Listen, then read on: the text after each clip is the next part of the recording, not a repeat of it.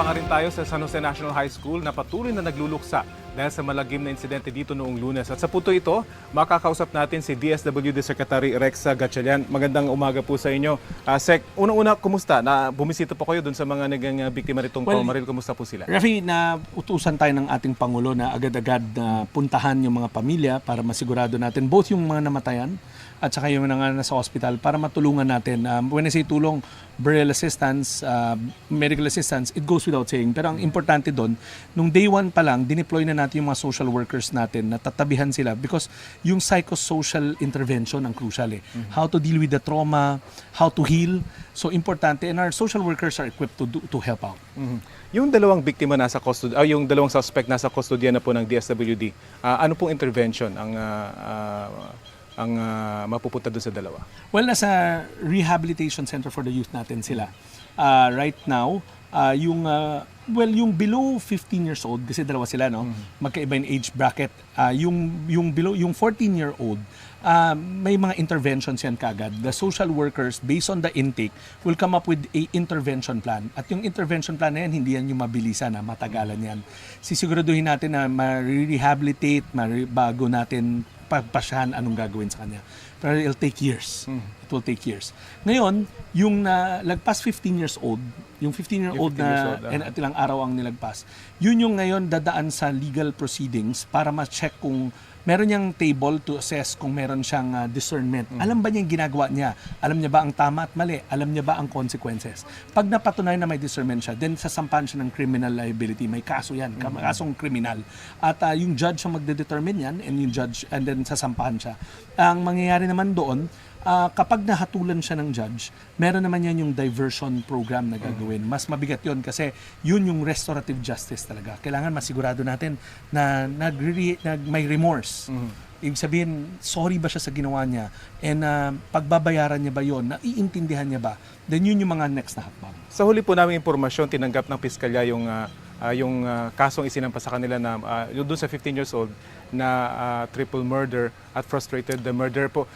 Kanino po siya mapupunta na kustodiya kapag gumulong yung kaso? Nasa amin. Sa amin yan. They will stay in one of our shelters na facilities. Actually, it's not even a shelter. It's a facility na talagang nakatuon para sa mga children in conflict with the law. Baka isipin ng mga nanonood na halo-halo kasama ng mga nabiktima, yung mga naabuso na mga bata, iba yan. Marami tayong pasilidad na ang mandato, iba-iba. Meron para sa biktima, at this case, meron para sa children in conflict with the law. Paano po yung konsepto ng hustisya para dun sa mga biktima, lalo na sa mga namatayan, gayong nasa DSWD, yung dalawang perpetrators? Well, kanina nakausap ko yung yung tatlong magulang. Yung isa, ang sinasabi nga niya, gusto nila ng assurance na hindi yung bata nasa komunidad pa rin. Yung as if nothing happened. So inassure ko, kasi hindi raw nila nakita, inassure ko hindi, nasa amin yung bata, yung dalawa.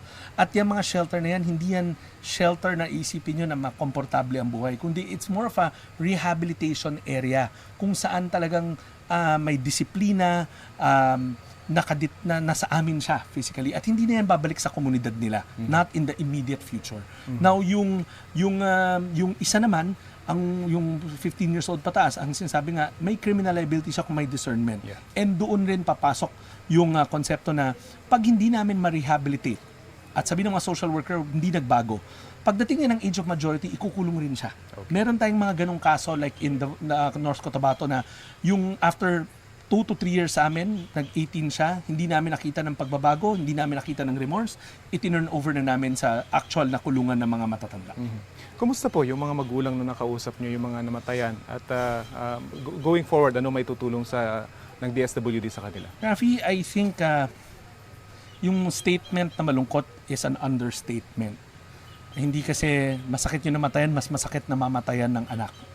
So yun yung nakita ko kanina, may galit na kasama, galit sa sitwasyon, galit sa gumawa nito, galit sa pamilya ng gumawa nito. And mind you, Rafi, may pananagutan din yung mga magulang. Yung pala, tinanong nila ako doon, yung magulang o yung mga adults ng assailant.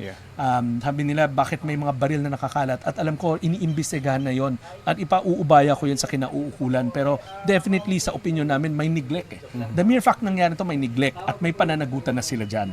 So, yung mga magulang will not go scot-free. Pero moving forward, sabi ko nga, dapat may preventive measures tayo. At bago nangyari to, pinaigtingan natin yung mga pagpapatatag ng mga family programs natin. Kasi lagi ko sinasabi, ang unang guro ay ang mga magulang, hindi naman yung guro sa paaralan. The formative years happens at home.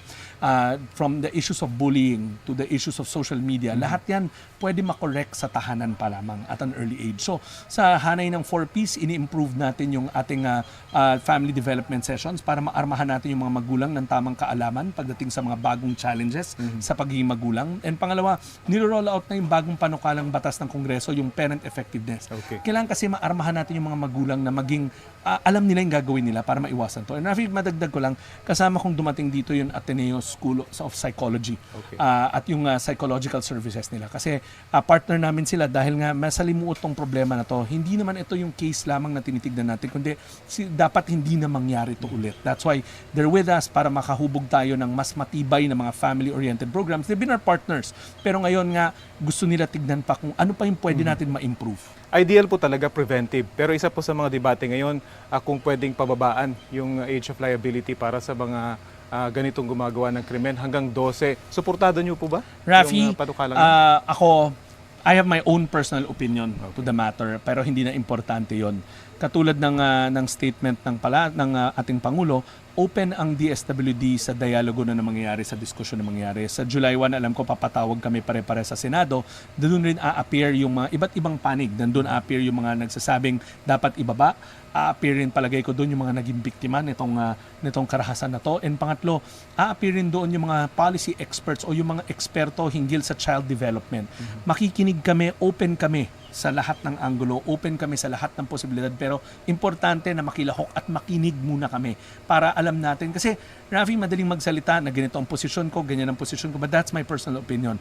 But the fact remains that even the President is open to listening to the ongoing, the debates that will happen, yung diskurso na mangyayari, nakabukas din ang aming mga tenga. Ngayong araw po yung mga teachers sa ilalim sa psychosocial intervention, bukas at the next few days yung mga estudyante naman. Exactly paano po yung mangyayari dito? We're taking turns, no? Actually, kausap ko yung principal, sabi niya it's being run by DepEd itself kasi may mga grief counselors at counselors ang DepEd. DOH has their own psychological services. And then yung DSWD are social workers. So, ang importante kasi doon, Rafi, ulit-ulitin ko, these are, paunang sessions. Hindi ito ang una at huli. Matagal maghilom yung ganitong sugat. Matagal mawala yung shock. Matagal mawala yung trauma. So, etong mga sessions na to, kumbaga, is to decompress muna. Kasi immediately we have to decompress dahil mataas yung emotional stress at anxiety na dinadaanan ng mga magulang. Hindi lang ng mga namatayan at hindi lang yung mga nagkasakit, kundi yung mismong community as a whole. The school community is an organism. Masaktan mo ang isang bahagi, masasaktan mo ang buo.